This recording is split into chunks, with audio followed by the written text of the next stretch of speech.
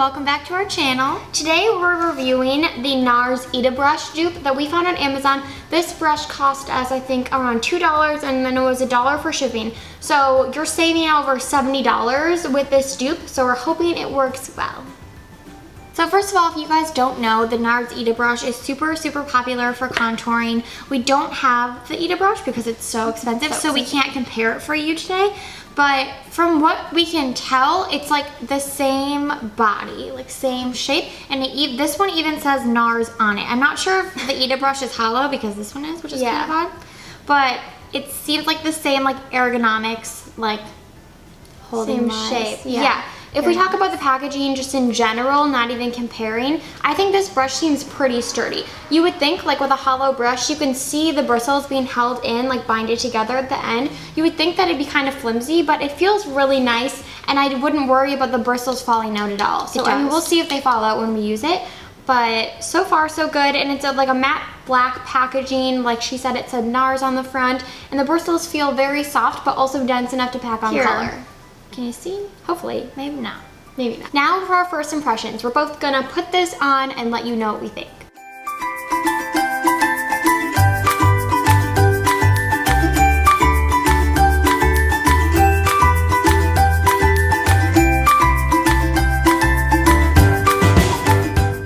So first we're gonna let you know our overall thoughts with a thumbs up or thumbs down. Ready, Britta? Okay. 1, 2, 3. I'm gonna go in the middle. Okay, I'm a down. So, Britta can go first. She might have more nice things to say. Well, I just think compared, so I don't know if you guys saw, but when I first put it on, I like put a lot of powder on because it wasn't staying on the brush, and then when I tapped it off, it looked like there was none left on my brush. Very confusing, but I said like, since that's what I do normally, like I put the powder on my brush and tap it off, that's how I was gonna apply.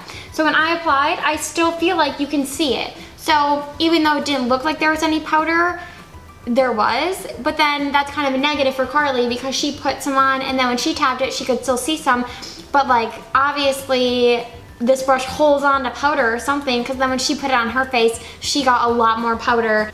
For me personally, this is not dense enough. This, if you can see, like you can push all the way down and I don't like that. Like I think for contour brushes, it should have some density to get like to have more control, and then I also feel with denser brushes, the powder kind of sits on top, so it's easier to know like where the powder is. Because another negative for me was that like, yeah, I put powder on and it wasn't a lot. I like dabbed it in, tapped it off, and it looked like there was like some still in there, but there must have been more down because I felt like as I started to blend, it got worse. Like if you guys can tell, it won't. And so, this is my again. It will not blend out, and that could be because the powder gets into the bristles and when you're blending, you're actually adding more. Like, just a hunch, I don't really know. That could be false. But it just doesn't blend out well, and then also I had hairs on my face. It shed initially.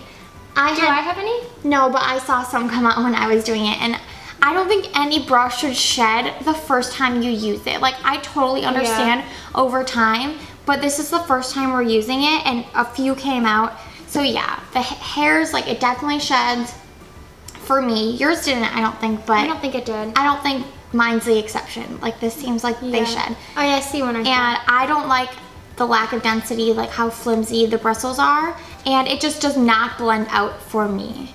So for contouring, we generally use this Morphe M23 brush, and we really like the shape of this brush. As you can see, the bristles are longer in the center and a little bit shorter on the sides. So when you first initially put on the color, you pack it on in the center and then you can blend it out with the sides. And I feel like that makes sense for contouring because this brush, you can get a really nice harsh line, but then there's no way to blend it out because it's just kind of strange that like, if you're gonna get a dense brush for contouring, you're gonna need another brush to blend it out. That's just how it is. Well, like Carly said, you want a brush where you can see how much color you're putting on your face. Yeah, like the color hides in this brush. This one you can see, like the color has sat on the top and it's gotten on the sides from blending out. Like that's totally normal. This one, for one, it's black, so it's very hard to see where the pigment is. Well, I like the look of it. Yeah, okay, if there's any positives for me, it would be I do like how it feels and how it's easy to hold, and I do like the look. But like these bristles are more dense, they're more densely packed, and I feel like you have way more control because the powder like sits on top and you can blend it out. And yeah, it's way easier to blend. This one, even when I started blending, I honestly felt like it was pushing it into my skin more. Yeah, and I also think that like with this one, you can contour like, you know, up here and do your forehead, and there's no way that you could contour with this. It would just put like a line right there, unless you're gonna do like the whole zigzag thing, but even then I feel like it wouldn't work. I don't even want to try it, honestly. Yeah, maybe this is good for nose contouring. Like, we could try it. The first impressions on the nose contour, at first I was like, oh, this actually works better, and then I tried to blend it out and nothing. So here's to hoping the Ita brush is better than this. I mean, it has to be. But the thing is, for me, the Ita brush, I feel like it's the same shape. So, and it's probably more densely packed, so like we said, it's good at packing on the color, but you still won't be able to blend out. Here's the thing. This is like the best brush. I haven't really read the Amazon comments, but I almost guarantee that this might be like the same exact base, but these bristles are probably 1/30th of the quality as the NARS ones. Because, I mean, I'm assuming with most brushes, you're not really paying for the handle. You're paying for like what's inside. So, I don't know. This is a definite no for me. I don't think I'll use it that often, but I do think if you are someone who likes a harsh contour, or we don't have cream contour products to try this with, it could work for that. I'm not sure. But I feel like there are a lot of people out there that really like that harsh line on their face. I hate using the word harsh, but that's kind of what it is.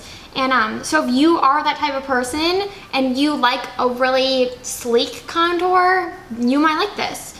We always go for like the more natural contour. So for us, we'll definitely stick with our Morphe M523 brush. Thank you guys for watching our video. We really love doing a review video like this on a product that we don't think a lot of people have tried. So hopefully you enjoyed it as well, and please subscribe down below.